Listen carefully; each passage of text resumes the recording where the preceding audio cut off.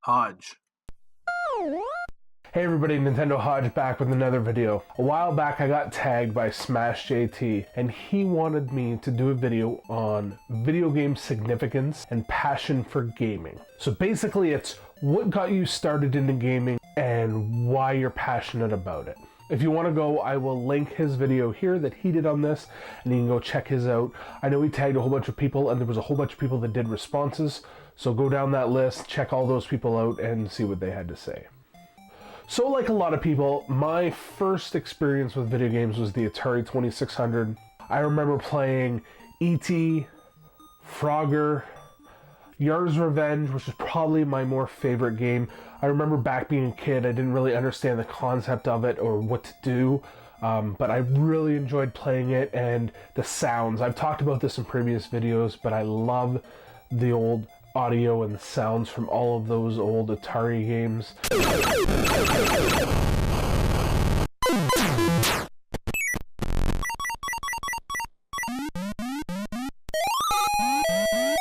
They just stick into your head, especially the Yar's Revenge. So that was my first time playing any video games. It was at my cousin's house. They owned Atari 2600, so I got to play it there. Then fast forward, I got a little bit older, and it was probably around 1988 is my guess, somewhere around there, and I got my first original Nintendo.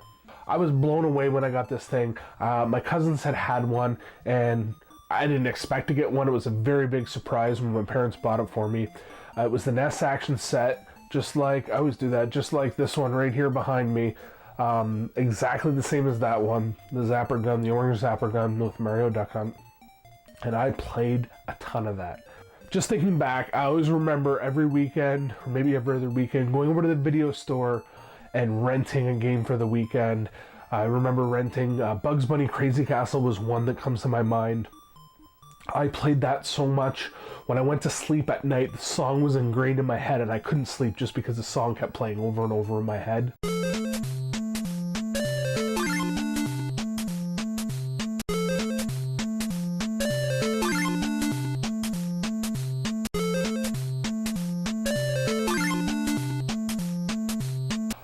The one I got here on the TV behind me, Bubble Bobble, my cousin and I, we played so much of this game. We had it down to a science on each levels, especially as they progressively got harder and harder, and eventually we did beat that game. We would just sit there, we could play that game for hours and hours and hours over and over again, and we would have the strategy, okay, I'll go in this corner here and blow the bubbles, you help me get to the top, and then I'll take these bad guys out, and it was awesome just thinking back to it now. Some of my other favorites off the top of my head, maybe not the best games, but Teenage Mutant Ninja Turtles, Excite Bike, and Dick Tracy. Those were another three that I used to play a ton of. As well, I had a bunch of experience at a friend's house with a Commodore 64. I don't know why, but when I started to think about this and thinking about old memories or first memories of video games, the Commodore 64 stuck in my head. Two games in particular. The first one being Kickstart 2. And it took me a bit. I had to Google this and try to find it because I couldn't remember what it was called. The second I saw it, I'm like, oh, I remember this game. And if you've never played this game, basically, from what I remember, and I could be wrong, is each number on the keypad, so 1 through 10, or it may have even been the alphabet, again, I'm not 100% sure, I can't remember, corresponded to a level in it. And you could play one player or two players, and you controlled your bike with either the arrow keys or it's probably WASD, and you would have to get through the level. It was a simple game, kind of silly, but I would play that for hours on end at my friend's house. It would be the thing where he would be like done playing, wanting to go do something else, and because I didn't have anything like that at my home, I wanted to continue to play. And the other one that I used to play on the Commodore 64, I don't have as many memories for it, but it's just one that stuck in my head for some reason, and that was Jumpman.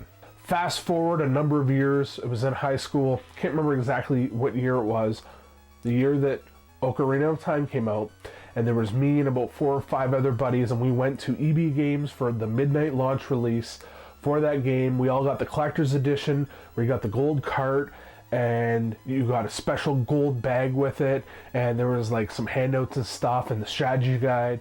So our friend's dad took us there to EB Games, and we all got that. And then I remember all of us going home, each to our own home that night. I don't remember how late it was, but I remember staying up playing through that first temple. the Deku tree and beating that one, and then going to school the next day all tired, but everybody talking about it because it was such an amazing game. Like, there was such a breakthrough in that game, and it was just an amazing game. It still is to this day, in my opinion. I think it's one of the better Zeldas. Probably my top 3 or 4 Zelda games. Lots of other great N64 games I remember playing when I got it. GoldenEye, of course. Spend hours on end at friend's house playing that game. We used to play one-shot kills, or some levels we would play just strictly bazookas only, and it was just loads of fun. I believe the stack was the level we played the most. As well, another one, and I'm going to trick you here a bit because it's a kart game, but it's not Mario Kart 64. I did play a lot of that, but Diddy Kong 64. Tons of fond memories of that. I think I liked it because of the story mode. It was just cool to beat all the levels and then go through that story mode and have to beat the boss races. As well, the fact that you had the boats and you had the planes in it as well just made it a lot of fun. And then fast forward again, end of high school time, and I traded all my N64 stuff for a PS1. I think I got Final Fantasy VII, or at the time that's why I wanted a PS1 so I could play through Final Fantasy VII. And my mind's a little fuzzy after that point. I don't quite remember what got me out of gaming, but everybody kind of hits that point, I believe. Maybe not to the extent that some do and some don't, but I kind of stopped gaming and took a break. And then that brings me to present day. I got the bug probably about 7-8 years ago, and I ended up buying an N64 with a couple of wrestling games from EB Games, and I was playing that and really enjoying it. And I went to some events where you could buy and sell games, and it was just amazing to see all the old games that I remember playing. So that was kind of what got me back into gaming, and now you can see where it is and what it's all about now, with all of the stuff that I love to play and collect, and the new stuff, the Switch and the PS4, and gaming in general. So awesome.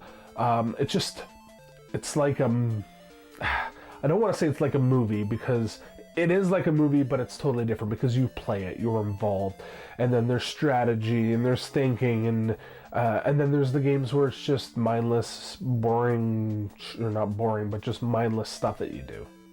So that's my nostalgia. That's what got me into gaming. That's my video game significance video. Again, I want to thank Smash JT for tagging me for doing this video. Sorry it took me a little bit longer to get it out, but I've been fairly busy. Hopefully this is some insight into Hodge and what got me into gaming and where I'm at now with gaming. Alright, thank you for watching. Remember, until next time, game on and game often.